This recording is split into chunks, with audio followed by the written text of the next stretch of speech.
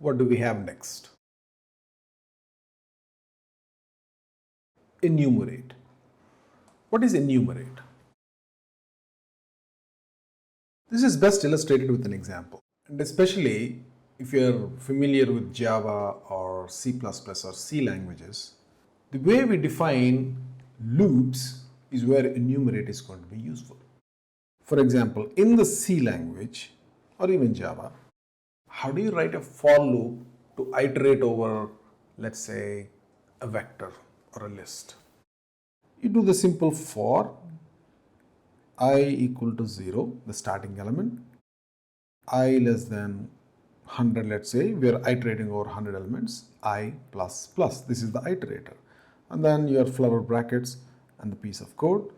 I as an index will be available for you.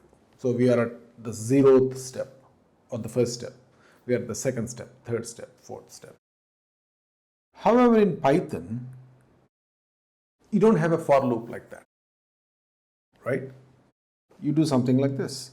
For example, if you want to iterate over a list, you say for grade in grades.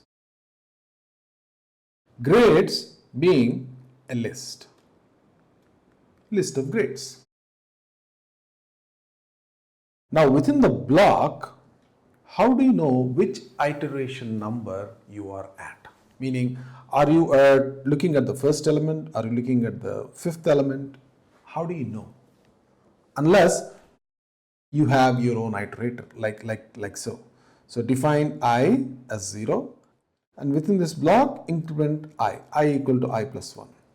You could do that just like C. But Python provides something called as an enumerate. So what does enumerate do? First, let's define the enumerate object. What is an enumerate object? So if you give a list of elements.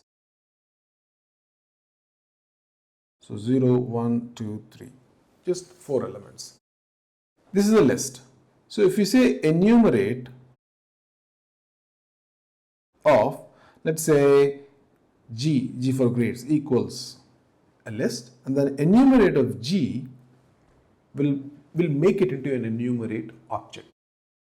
What this does is, it looks at the indices 0, 1, 2, 3, and just to make things easy, let's make this as the grades 3.4, 2.3, 4.0, 3.0, right? So these are the indices, these are the values.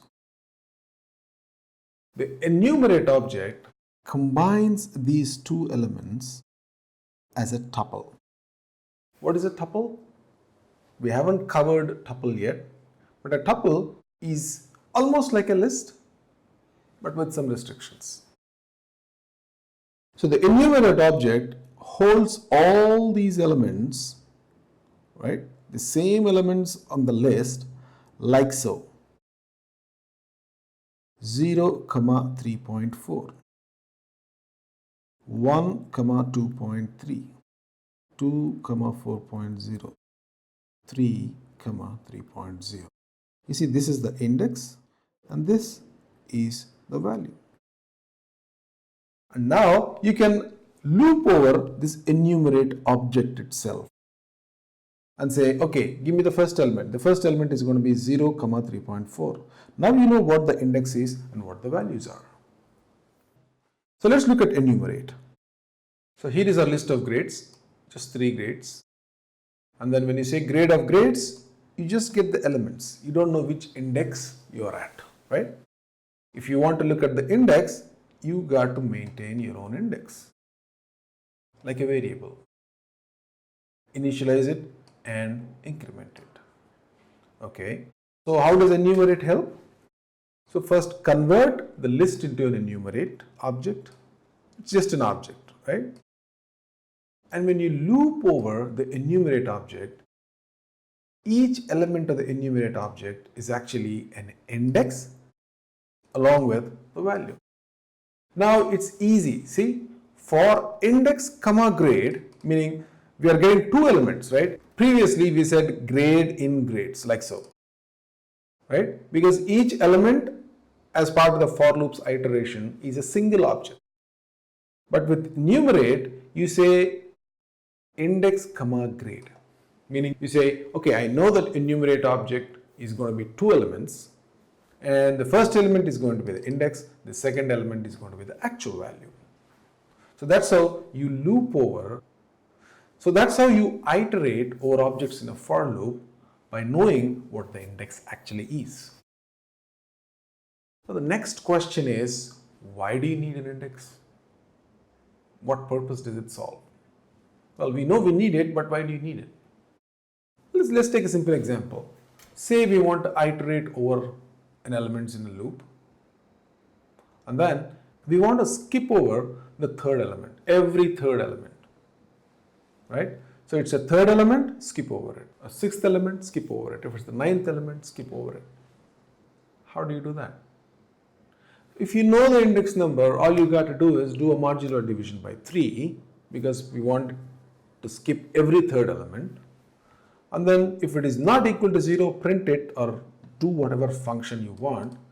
And if it is equal to 0, just ignore it. Right? That's probably the simplest use case of enumerator. Let's actually write it in the system. There are 3 grades, right? Okay. Now to iterate over grades, what do you do? For grade in grades, print grade. This is simple enough, but it doesn't give you the index number, right? I equal to 0. You have to do your own iteration for indices. Instead, convert that into an enumerate object. So you could do something like this: for index comma grade. So there are 2 elements now in enumerate of grades. Now you can print the index comma. So you got the index number as well as the grade.